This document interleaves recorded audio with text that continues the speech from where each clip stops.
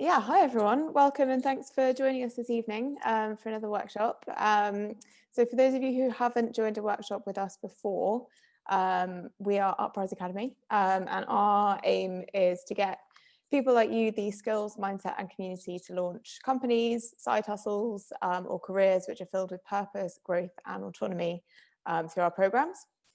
And something that we really believe is that you can have the best ideas and intentions in the world, but if you don't have the right mindset and habits to actually make them happen, then you're not going to get very far.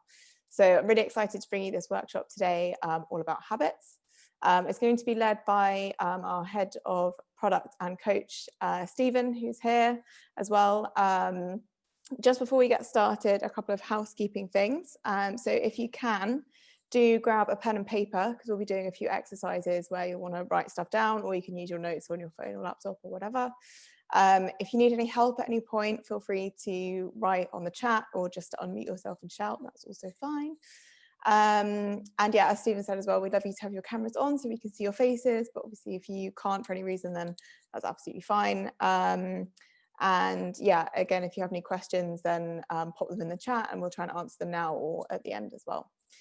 And I think that is it. So I think, Stephen, if you're ready, let's get started.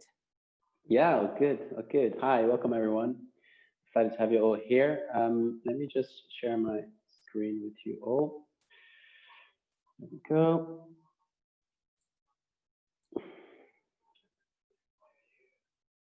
Right, hopefully you can all now see my screen.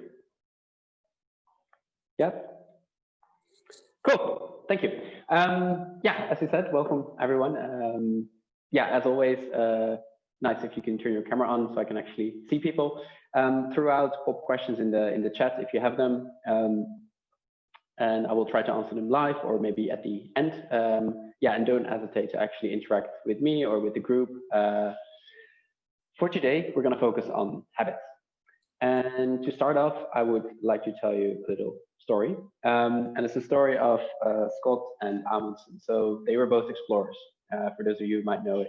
And this is 1911, and the race for the South Pole has begun. So both Scott, who was British, and Amundsen from Norway, they were super experienced. And they both had a team, and they were explorers. And they both desperately wanted to be the first to get to the South Pole. Now, even though they both had a very big goal, right, and wanted to do something that was never done before, they decided to use a different strategy. So Scott's strategy was, I'm going to walk as far as possible on good days and rest on the bad days to save my energy. Now, Amundsen, he decided to go for a different approach. So he said, I'm going to walk for 20 miles every day, not a single mile more or not a single mile less, no matter the weather. So who do you think won? Maybe you can pop it in the chat. Who you actually think won? I mean, I think it's pretty obvious looking at the theme of this workshop.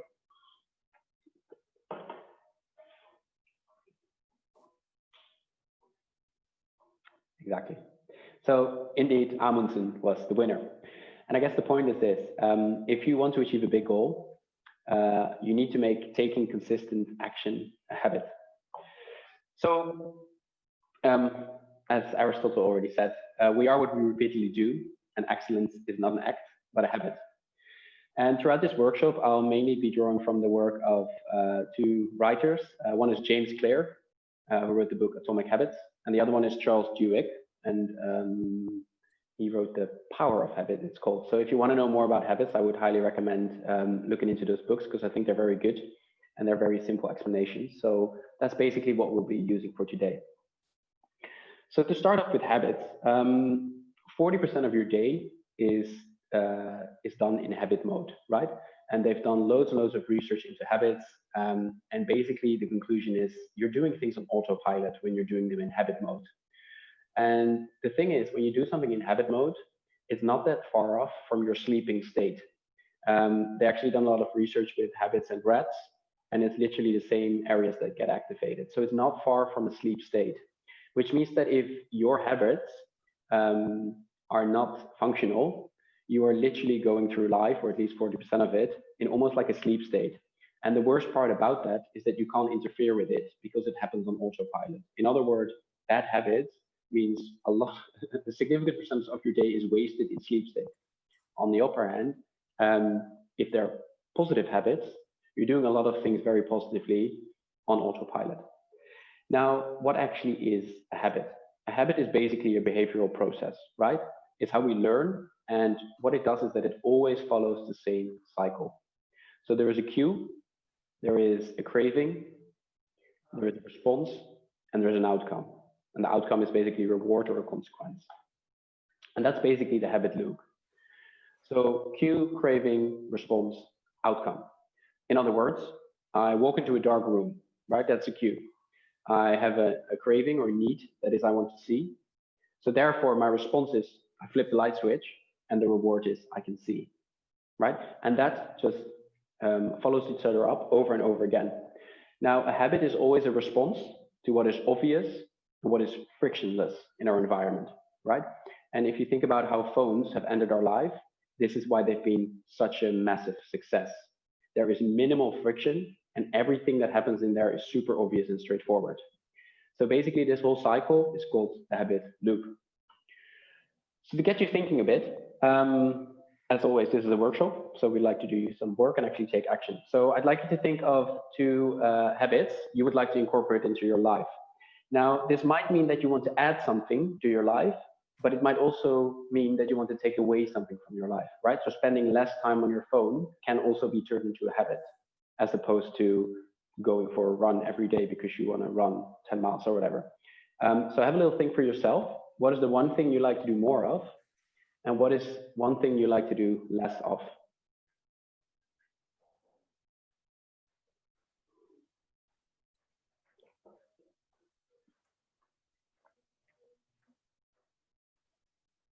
You can keep it simple. It doesn't have to be like super deep or life-changing. It's just to get familiar with the process. Yeah, and maybe in addition, you can think of something you can do or implement as soon as possible, ideally by tomorrow. So we're gonna further work on this later, but just to get the thinking started, like what is something you want to do more of, something you want to do less of, and think of one thing you could do to get that started already. And then basically throughout the workshop, we're going to work with these 2 habits you've written down, and we're going to fine tune it all. Cool. So let's move on. Now, as I said, a habit is basically a behavioral process. So to change behavior and your habit, you need to intervene or use your knowledge of how this habit loop actually works. Now, there are multiple ways to do this, and these are just some techniques that you can use. So, for example, you can make it obvious. So what we mean by that, we mean make cues super obvious, right? If you want to do a workout, put your workout shoes in front of your front door so that every time you walk out, you see them. Second one is make it attractive. So with a super high perceived value. So after the habit I'm implementing, I will get something good to basically increase the anticipation. If you know that after you've done, I don't know, a meditation session, you get a super nice, clear mind and you feel super calm and you can eat a calm breakfast, that's a form of anticipation that makes it extra nice. So that makes it extra attractive. You could even go further with that. And it's very close to number 4, actually. Now, the third thing you can do is make it easy. And this goes back to the making it frictionless, right? So make sure that it's convenient and as frictionless as possible. So if, well, for example, we're shooting a lot of videos here in the office, as opposed to having to put up the lights every time and having to put up the stand, we just permanently have it standing here so that every time we feel like making a video, we don't have to go through all that hassle of setting up the lights and the tripod, but it's already there. All I need to do is click my phone and I can start talking. And another one is making it satisfying. Now, this one is obviously huge and pretty straightforward. So make sure that what you're doing feels rewarding and enjoyable to make sure you get that dopamine release. This is exactly how slot machines work, but you can also make it work for you, right? And also, interestingly enough, on the importance of dopamine, again, in experiments with rats, they actually blocked the dopamine release. And the fascinating thing is that rats eventually died of thirst, even though there was water there, simply because drinking wasn't experienced as satisfying anymore. That's how far these things go. Like if the dopamine release isn't there, you'll probably literally stop doing it to the point that you die. So whatever habit you're trying to implement, make sure there is that moment of dopamine release in some way, shape, or form. And yeah, you can also use this knowledge to your advantage, right? So instead of just thinking about your positive behaviors, as we just said, you can also make sure of doing the opposite. I just see that something in the chat. Let me just quickly check. Read more books, read less mails. Okay, yes, good, Gail. Thank you for adding that. Right, so as I said, you can also do the opposite. So if you want to get rid of a certain habit, you can make it invisible. For example, deleting an app of your phone so that it's not in your face every day. You can, I don't know, make it unattractive. So again, using the phone example, you can get your roommate to change the PIN on your phone. And you can only get the new PIN code to your phone if you go for your run. You can make it harder for yourself, right? So the example I just gave, like if I want to stop making videos, don't have the setup ready, right? So you can build in little cliffs that make it harder to do that behavior every time.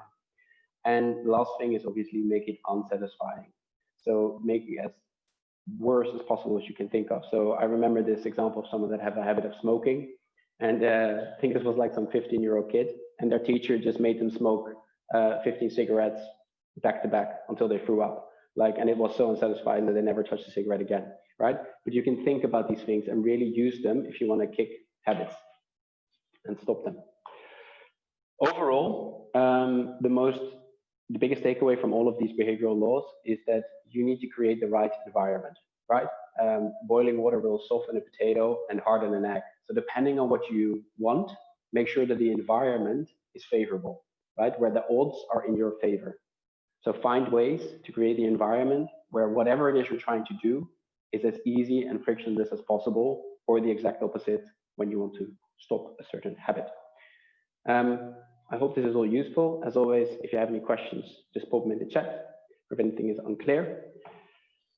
So we're going to build on our previous habits. So you've written down 2 habits already. So I want you to rewrite your new habit in the following format. So I will, and then the habit you want to stop and the habit you want to start at a certain time. And I want you to also add a location.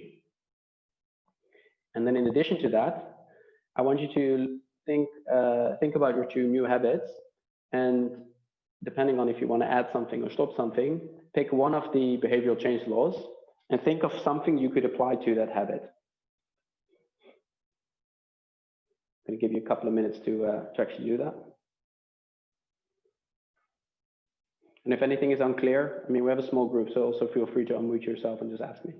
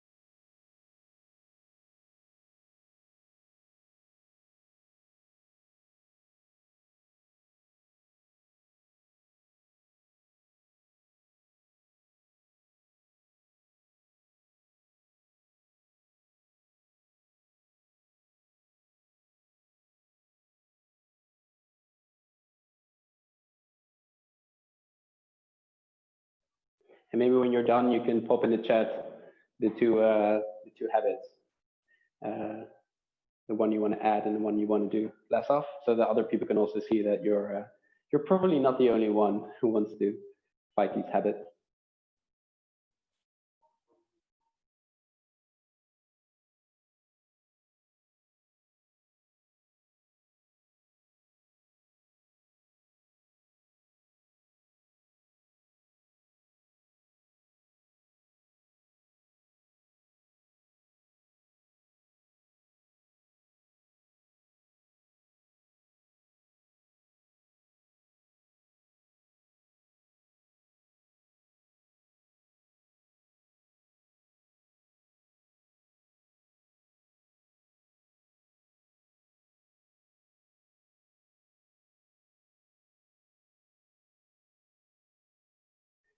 Don't know if people are done. Maybe a thumbs up if you're done.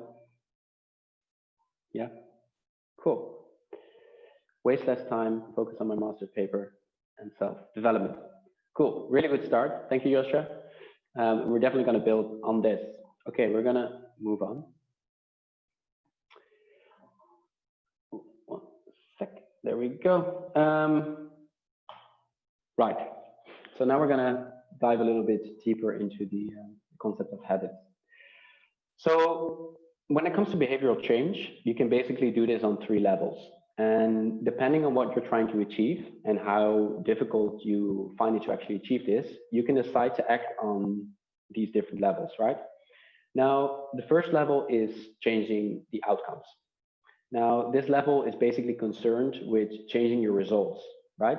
So losing weight, publishing a book, winning a championship, whatever it might be. And most of the goals you set are actually associated with this level of change. Now, the second level, sorry, to give you an example on outcomes. So, for example, my desk is always a mess, right? So my habit might be clean up my desk, or and every time I clean my desk isn't messy anymore. So this is a good thing to do in the moment, right? It will always work. But if all you did every time was just clean your desk, it will probably be a mess again very soon, right? So it's very goal focused. So yes, you have a dirty desk, you clean the desk, but if you don't actually change on the process on how it became messy in the first place, you'll be cleaning your desk the rest of your life. And that brings us to the second layer. So the second layer is changing your process. Now, this level is concerned with changing your habits and systems, right? So, for example, implementing a new routine at the gym, decluttering your desk every time so you get into a better workflow, developing a meditation practice. And most of the habits you normally build are probably related to this level. For example, normally, let's say my desk is always a mess. And yes, I can make it a habit of cleaning it. But what if I will interfere and I say, every time I use my plate and have dinner from it, I'm not going to put it on my desk, but I immediately put it in the washer. That way my desk won't get messy. That makes sense. So you change the process. So from now on, every time I have a cup of coffee or I have some food, I don't put it on my desk, but I immediately go to the kitchen and I clean it and I put it away. So that way you're basically intervening with the process so that you don't have to deal with the positive or negative outcome anymore, if that makes sense. This will work a lot better, but sometimes you may not be bothered because, I don't know, you simply don't enjoy cleaning or whatever it is. And that brings us to the third level. Now, the third level is habits on an identity level. And this is the deepest layer, and it's basically the most effective way if you're truly interested in behavioral change and actually implementing a new habit. Now, this level is concerned with changing your beliefs, your worldview, your own self-image, and basically, yeah, how you judge yourself and other people around you. And most of the beliefs and assumptions and biases you hold are basically associated with this level. Now, if you look at the word identity itself, it basically comes from Latin, right? Ascentitas, I think it is, which is called being, and identidem, which is repeatedly. So basically the word identity means repeated beingness, in a way, a habit, right? Repeated being, doing what you constantly do. So how does this actually work? I'll go into that in a minute. But basically how you can look at these levels is outcomes are about what you get. Processes are about what you do. But identity is about what you believe. So let me go into that a little further. So basically what you're going to do when you want to create an identity habit is really simple in a way. It's only 2 steps. 1, you decide on the person you want to be, right? So you develop a belief about yourself. And then from there, you're going to prove this to yourself with small wins, right? So this new identity doesn't have to encompass everything you do, right? We're not talking about an entire identity shift. We're just talking about taking a small bit of yourself and changing it into a new belief about yourself. And then from there, you're going to prove to yourself that you're actually that kind of person. So for example, you want to lose weight. Sure, you could say the goal of 50 kilos, or you could say that would be an outcome, right?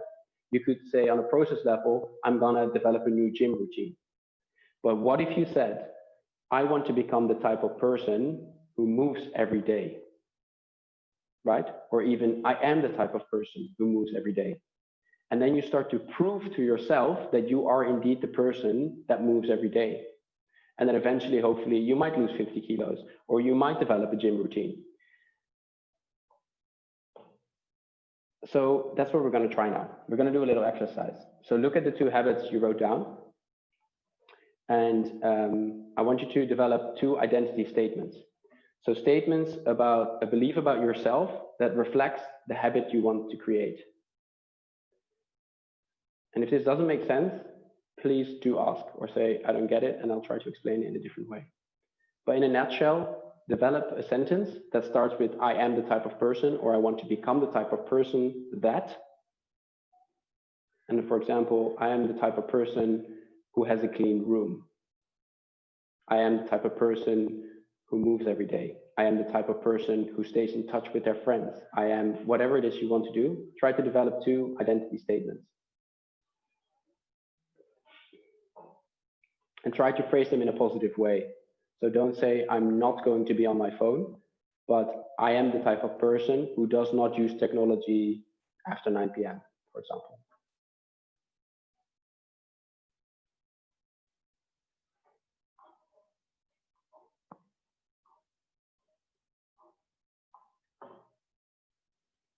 So I'll put up the examples again, just so you can see it.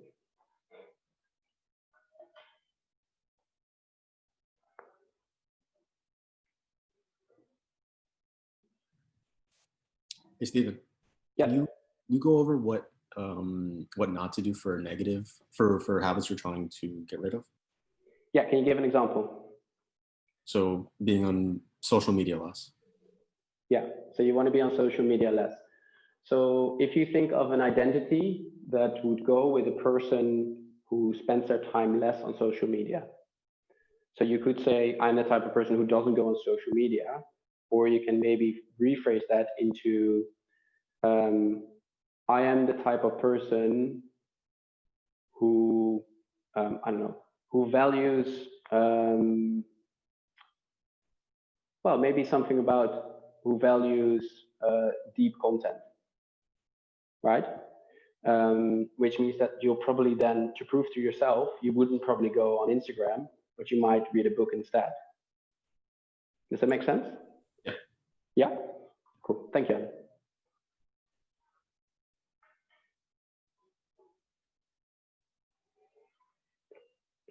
That's a really good question indeed. Like if there's something you really want to stop doing, think of what you would like to do instead and make that part of your identity. Cool. I hope everyone has a chance to do this. Yeah, cool. Okay, let's move on. Yes, so you've now developed your 2 identity statements. And like I said, what you do from there is very simple. You basically start compounding evidence that you are indeed this person, right? So you set the belief about yourself, and then you prove to yourself that you are indeed this person, right? So compounding is another technique, and it's incredibly effective, and it's often disregarded. So what do you actually do? You set a super small goal that is still challenging, but at the same time has a super high success rate, so that you can do it every single time. Because if you improve 1% every day, you'll be 37 times as good by the end of the year. And the reason the goal has to be super small is that you will always be able to do them, even after a long day of work, or I don't know, a fight or a tiring meeting or whatever it is. If you set a super small goal that confirms the belief you have about yourself, you'll always be able to do it. And basically the underlying idea is that only identity change leads to true behavioral change. And this is why it's important to not set a big goal, because these often demotivate. If you set the goal of, I want to lose 20 kilos, let's say you lose 18 kilos, you might still be disappointed in yourself. Whereas you just managed to lose 18 kilos, right? Or whatever it is. Like if you set the goal, I'm never going to be on my phone anymore, huge goal. If you not achieve that one day, you'll immediately lose the habit, right? So this is why it's important to set super small goals, and maybe you can increase the small goals over time, just to show that you are indeed this type of person and take ownership of it. Now, a good way to think about this is, and going back to the systems level, is if you completely ignored the goal you had and you only focused on your system, would you still succeed? Does that make sense? So yes, it's fine to say like, I want to lose weight, right? It's fine to have that big goal, but from there, have the small wins and the system that go with that, that even if you don't lose 20 kilos or whatever it is, you still have succeeded, because 15 kilos would also be a win. Sorry for my ridiculous numbers, by the way. But like, I think you get the point. So by using small wins, you are basically acting in alignment with who you are. And that's a very easy thing. So it all comes down to this, basically this one sentence, which is, every action you take should be a vote for the type of person you want to be. So with every action you take, you are confirming to yourself, yes, I am the type of person that, I don't know, doesn't do social media all the time. I am the type of person that moves every day. I am the type of person that X, Y, Z. So if we go back to our examples, these are examples of small wins, right? So if you want to lose weight, you can buy a pedometer and walk 50 steps when you get home from work. And yes, over time you can increase this to 100, but basically you are confirming to yourself, I am someone who moves every day. Or when you want to start writing, a lot of people start off with saying, well, I'm going to write a book. Well, good luck with that. What if you just write 100 or 1,000 words every day? And if that's the aim, then the small win would maybe be write one paragraph each day. Because every time you write a sentence, you are confirming to yourself that you are indeed a writer. And over time, taking on this new identity will become easier and easier and easier. So we're going to go back to the exercise. So look at your 2 new habits, look at your identity statements, and then come up with a small win. So something that is relatively challenging, but something that you can do no matter what. So I'll put the examples up so you have something to look at. So look at your identity statements, the one you want to start and maybe the one you want to stop, and think of a super small, still challenging win that you can do every day, no matter what.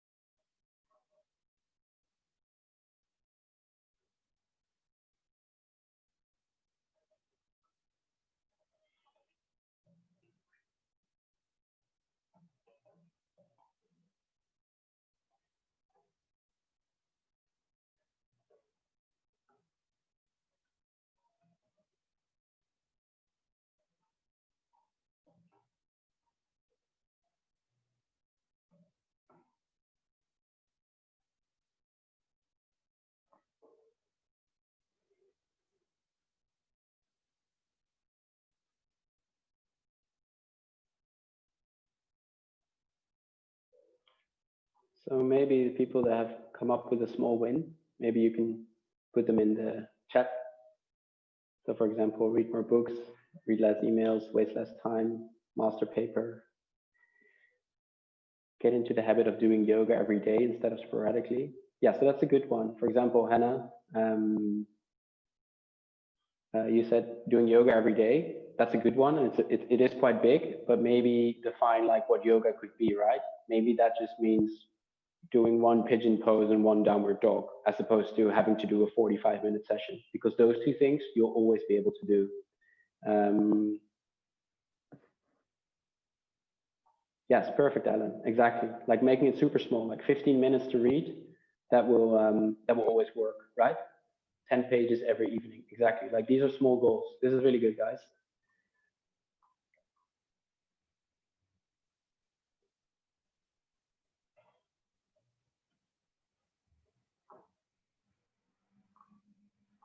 Nice one. Okay. I'm assuming everyone is done. I guess it's pretty straightforward, right? Decide on the person you want to be, develop an identity statement with it, develop a small win that aligns with that you can do every day. Perfect. Privacy mode, very good one indeed on your phone. Right. So some other techniques you can apply. One technique is called stacking. So basically what you do with stacking is you take what is called a keystone habit. So we all have these keystone habits, right? These things that we just naturally tend to do.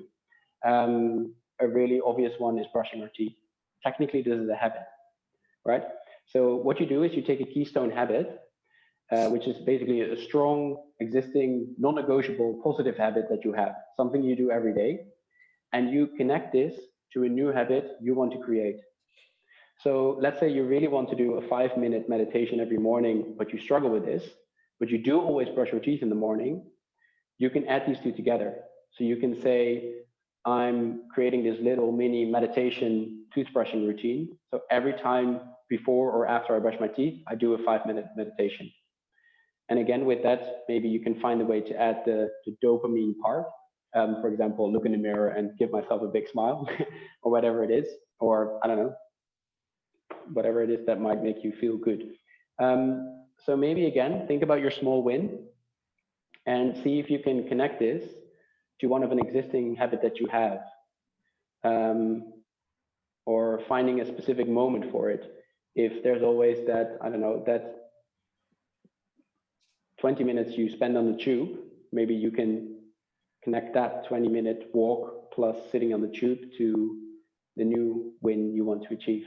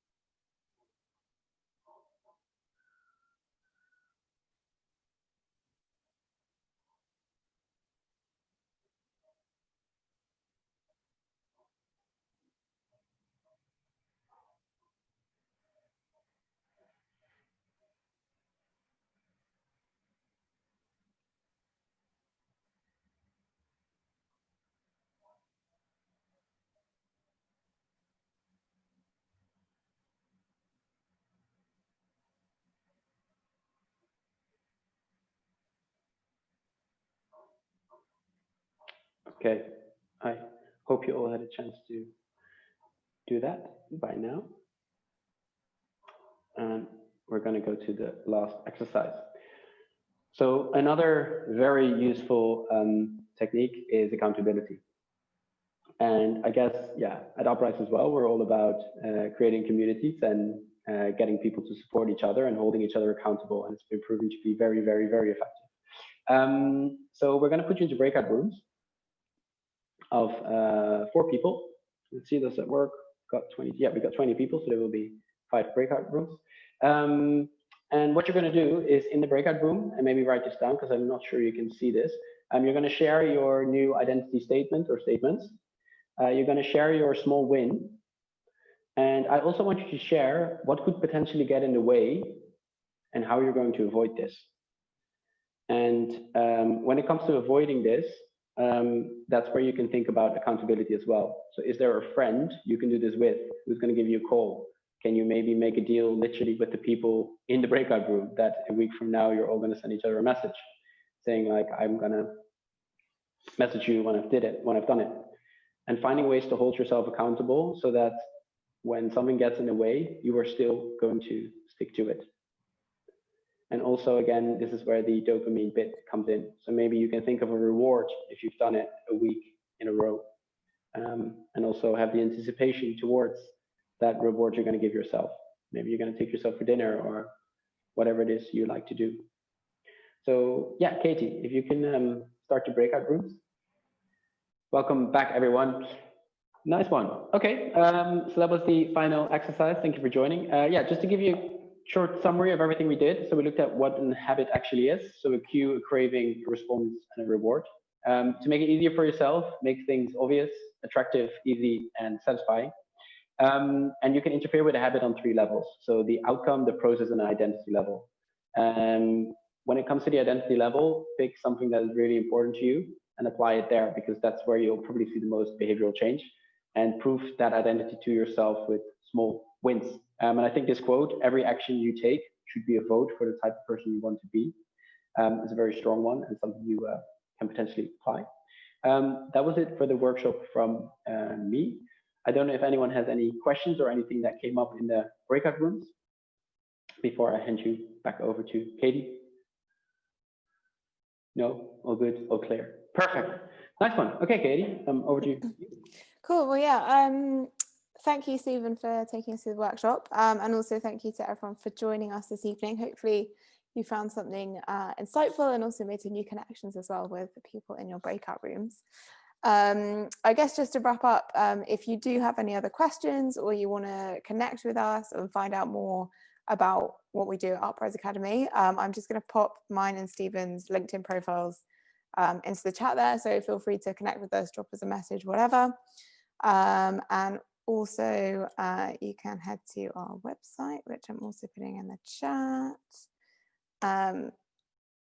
Yeah, there's more information on there about the programs that we run and what we do. We also run quite regular free workshops. That's quite a mouthful. So yeah, keep an eye out for more free workshops coming up, roughly once every 2 weeks at the moment as well. We also have some other online resources like podcasts, articles and stuff like that. So there's loads of resources for you to dig into. But apart from that, that is everything from us. Unless you have any questions, then hopefully we'll see you again soon. Yeah. Do you have any app recommendations to follow our habits? I don't actually. That's a good question. I don't know of any specific habit-related apps. I do use an app called Todoist. So it's literally like Todoist. You know one. Tell me, Ananta. Habit share, like it's of course like also to share the habits, because I'm doing this habit program with Robin, and we use this habit share. There you can make the habits, like every time you did it you can like make a dot and then you can see, oh, green, green, green, very good. And you can also share it with friends to have the accountability so they can see it. Oh, that's cool. Perfect. Thank you. I actually have one as well that I used to use for remembering to drink water, because I'm really bad at like staying hydrated, and it's basically, oh my god, I can't even remember what it was called. I'll have to try and find it, but it's basically like you look after a plant and you have to water the plant, so every time you drink water you put it in and it waters the plant and you have to stop the plant from dying, and it did actually help me. That should probably be easy to find then. So Ananta, was it habit share like this? Habit share. Yeah. Cool. Thank you for that. Good question. Yeah, I don't know if anyone else has an app they know about. Someone's typing. No. Okay, cool. In that case, thank you, everyone. Yeah, feel free to send us a LinkedIn message. We love to talk. If you have any feedback, feel free to share it, positive, negative, whatever it is. And yeah, if you want to hear more about the program, just send us a message there. And then I wish you all a good evening. Thank you very much. Thanks, everyone. Thank you. Bye. Bye-bye.